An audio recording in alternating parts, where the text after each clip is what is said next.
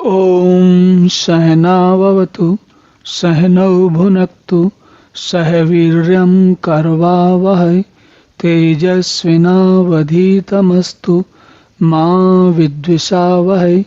ॐ शांति शांति शांति। हरि ओम। भगवान अब आगे कहते हैं, सर्वद्वारेषु देहे अस्मिन् प्रकाशः उपजायते ज्ञानम यदा तदा विद्यात् विवृद्धम सत्वम इति उत। देखिए, अब एक एक करके सारे गुणों के लक्षण बता रहे हैं, कैसे पता लगेगा आपको कि कौन सा गुण आपका भी प्रभावी है। तो इसमें कहते हैं, सबसे पहले जिस समय इस देह में और अंतःकरण में और इंद्रियों में चेतनता और विवेक की शक्ति उत्पन्न होती है, ज्ञान उत्पन्न होता है, उस समय ऐसा जानना चाहिए कि सत्वगुण बढ़ा है। कहाँ पर? देह में और अंतःकरण में। सर्वद्वारेषु देहे अस्मिन्, जो देह के जितने भी द्वार हैं उन सब में चेतनता आ जाए, प्रकाश उपजायते ज्ञानम यदा तदा विद्यात्।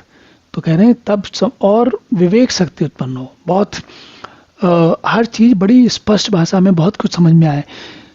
आपने अक्सर देखा होगा कि कभी कभी हम अपने कोई काम में लगे होते हैं और कोई प्रश्न, कोई समस्या हमें बहुत दिनों से परेशान कर रही होती है और अचानक उसका हाल हमें सूझ जाता है।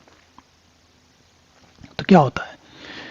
उस समय वो बातें सारी हमको पहले से पता थी, लेकिन अचानक कुछ ऐसा विवेक उत्पन्न होता है कि कोई बात की गहराई, कोई समस्या का हल, कोई प्रश्न का उत्तर अचानक हमारे सामने प्रकट होता है, पता लग जाता है हमको।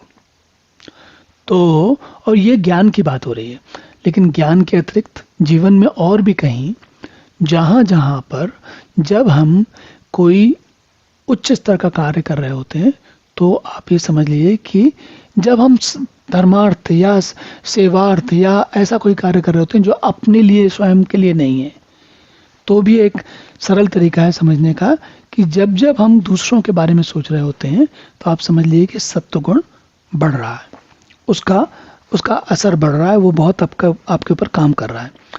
चलिए अब अगला श्लोक देखते हैं।